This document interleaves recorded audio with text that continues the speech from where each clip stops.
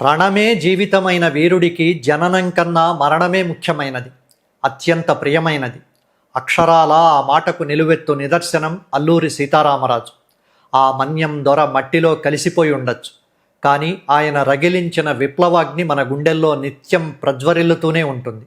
మే 7 ఈరోజు అల్లూరి అమరత్వం పొందిన రోజు. ఆ వీరుడి బలిదానాన్ని స్మరించుకుంటూ ఆయన పోరాటంలోని ముఖ్య ఘట్టాలను స్మరించుకుందాం. చరిత్ర పుటల్లో ఎందరో వీరులుంటారు, కానీ కొందరు మాత్రమే చరిత్రగా మారుతారు. 100 ఏళ్ల క్రితం తెల్లదొరల గుండెల్లో నిద్రపోయిన సింహం ఆయన. విల్లంబులతో ఫిరంగులను ఎదిరించిన మన్యం దేవుడాయన. శాంతి మార్గంలో దేశం పోరాడుతున్న వేళ ఆయుధం పడితేనే స్వేచ్ఛ అని నమ్మిన ఆ విప్లవ జ్యోతి కథను మరోసారి స్మరించుకుందాం. 1922 ఆగస్టు 22 ఆ రోజు బ్రిటిష్ సామ్రాజ్యానికి ఒక పెద్ద సవాల్ ఎదురయ్యింది. అడవి బిడ్డల కష్టాలను చూసి చలించిన అల్లూరి ఆయుధాల కోసం ఒక సాహసోపేతమైన ప్లాన్ వేశారు. అదే చింతపల్లి పోలీస్ స్టేషన్పై దాడి. అల్లూరి తన అనుచరులతో కలిసి చింతపల్లి స్టేషన్పై మెరుపుదాడి చేశారు.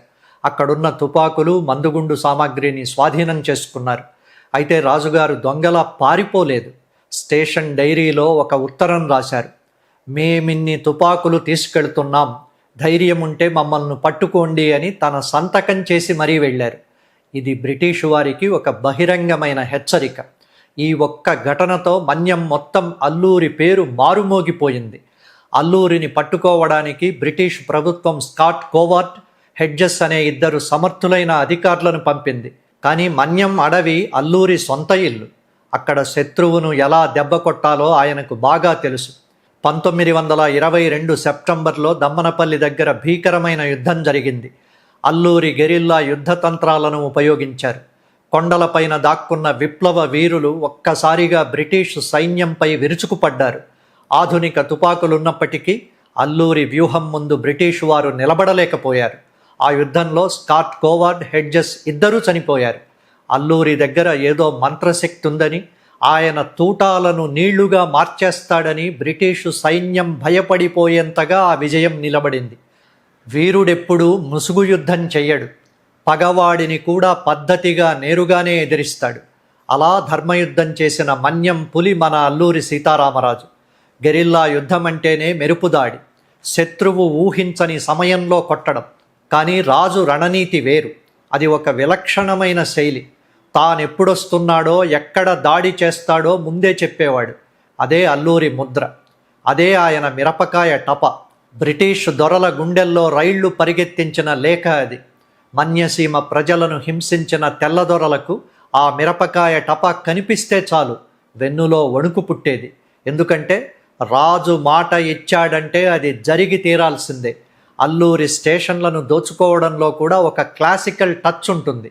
నేటి కాలపు ఉగ్రవాదుల్లా బాంబులు వేసి అమాయకులను చంపే రకం కాదాయన.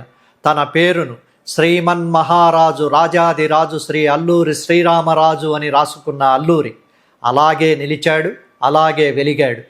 1922 ఆగస్టు 19 చింతపల్లి పోలీస్ స్టేషన్ ముట్టడికి రంగం సిద్ధమయ్యింది. 300 మంది అనుచరులు నాటు తుపాకులు, విల్లంబులతో సిద్ధంగా ఉన్నారు. దారిలో స్వయంగా సబ్ ఇన్స్పెక్టర్ ఎదురుపడ్డాడు. రాజు కంగారు పడలేదు, మాయమాటలు చెప్పలేదు. దర్జాగా కళ్ళల్లోకి కళ్ళు పెట్టి చూశాడు. నీ స్టేషన్కే వెళుతున్నాను, ఆయుధాల కోసం వస్తున్నాను అని మొహం మీదే చెప్పాడు. ఆ దెబ్బకు ఆ పోలీసు అధికారి మాట్లాడకుండా జారుకున్నాడు. స్టేషన్లోకి అడుగుపెట్టారు. పోలీసులంతా నిశ్చేష్టులయ్యారు. తాళాలు ఇవ్వకపోతే స్తంభాలకు కట్టేశారు తప్ప ప్రాణాలు తీయలేదు. 11 తుపాకులు, 1000 తూటాలు స్వాధీనం చేసుకున్నారు. అక్కడితో పని అయిపోలేదు. రాజు కుర్చీలో కూర్చున్నాడు. స్టేషన్ డైరీ తీశాడు. ఒక రసీదు రాశాడు. ఇది చరిత్రలో నిలిచిపోయే రసీదు. అల్లూరి శ్రీరామరాజు అను నేను నా సహచరులతో ఈ స్టేషన్ను ముట్టడించాను. తాళాలు ఇవ్వనందుకు సెంట్రీని స్తంభానికి కట్టేశాను. ఆయుధాలను స్వాధీనం చేసుకున్నాను అని రాసి కింద అల్లూరి శ్రీరామరాజు అని సంతకం చేశాడు. దొంగతనంగా ఆయుధాలు తీసుకెళ్లడం కాదు, దర్జాగా దండెత్తి రసీదిచ్చి వెళ్ళడం. అది అల్లూరి నైతికత. బ్రిటిష్ సామ్రాజ్యవాదాన్ని గడగడలాడించిన ఆత్మగౌరవ శిఖరం ఆయన. ఆ యుద్ధం అడవిలో సాగినా అది అచ్చమైన ధర్మయుద్ధం. అల్లూరి ట్రేడ్ మార్క్ మిరపకాయ టప. చరిత్రలో గెరిల్లా పోరాటాలంటే దొంగ దెబ్బలకు మారుపేరు. చీకటి మాటున దాడి చేయడం, దెబ్బ కొట్టి మాయమవ్వడం. కానీ రాజు రణనీతి వేరు. అది పారదర్శకమైన పౌరుషం. తానెప్పుడొస్తున్నాడో ఎక్కడ విరుచుకుపడతాడో ముందే సమాచారం పంపేవాడు. అదే అగ్నిపుత్రుడి సంతకమైన మిరపకాయ టప. ఒక బాణం, దానికి చుట్టిన మిరపకాయ, అందులో ఒక లేఖ. బ్రిటిష్ అధికారులకు ఆ రెడ్ నోటీస్ అందిందంటే చాలు పై ప్రాణాలు పైనే పోయేవి.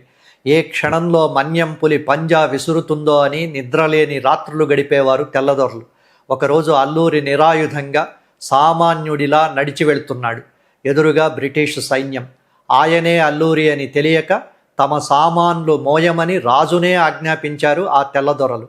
చిరునవ్వుతో ఆ బరువును భుజానికెత్తుకున్నాడు ఆ రాజాది రాజు. కూలీలా మారి వారి వెంటే అడవిదారిలో నడిచాడు. దారిలో ఒక పిల్లాడు రాజును గుర్తుపట్టి భక్తితో నమస్కరించాడు. రాజు దొరికిపోతాడేమోనని చుట్టుపక్కల జనం ఊపిరి బిగబట్టుకున్నారు. కానీ అక్కడే ఉన్న మరో కుర్రవాడు సమయస్ఫూర్తితో ఆ బాలుడి చేతులు పట్టుకుని తెల్లదొర వైపు తిప్పాడు. అదంతా నా మీదున్న గౌరవం అని ఆ సార్జెంట్ భ్రమపడి మురిసిపోతుంటే అల్లూరి గండం గడిచింది. కానీ అసలు విన్యాసం ఆ రాత్రి మొదలయ్యింది. అడవి మధ్యలో బస. సైనికులంతా గాఢ నిద్రలో ఉన్నారు. కూలీల వేషంలో ఉన్న అల్లూరి బృందం పహరా కాస్తోంది. సమయం రానే వచ్చింది. నిద్రపోతున్న సైనికుల మధ్యలోకి సింహంలా దూకాడు రాజు. తెల్లదొరలు కళ్ళు తెరిచి చూసేలోపే ఆయుధాగారం ఖాళీ. ఆయుధాలతో సహా రాజు మాయం. భారతీయ సిపాయిలకు హాని చెయ్యకుండా కేవలం విదేశీయులనే లక్ష్యంగా చేసుకున్న ఆ నీతి, దోపిడీలోనూ ఆయన ప్రదర్శించిన ఆ రాజసం ప్రపంచ చరిత్రలోనే అద్వితీయం. అన్నవరం పోలీస్ స్టేషన్లో అల్లూరి సీతారామరాజు దర్బారేంటో ఇప్పుడు చూద్దాం. బ్రిటిష్ సామ్రాజ్యాన్ని గడగడలాడించిన మన్యం పులి తన తలకు వెలకట్టిన తెల్లదొరల కళ్ళు కప్పి వాళ్ల ఇలాకాలోనే రాజదర్బారు తీరితే ఎలా ఉంటుంది? అది 1923 ఏప్రిల్ 17. వేల మంది భక్తులతో కళకళలాడే అన్నవరం పుణ్యక్షేత్రం ఒక చారిత్రక విప్లవానికి వేదికయ్యింది. అల్లూరి సీతారామరాజు కేవలం 4 అనుచరులతో వచ్చి అన్నవరం పోలీస్ స్టేషన్ను ఎలా హస్తగతం చేసుకున్నారో తెలుసా?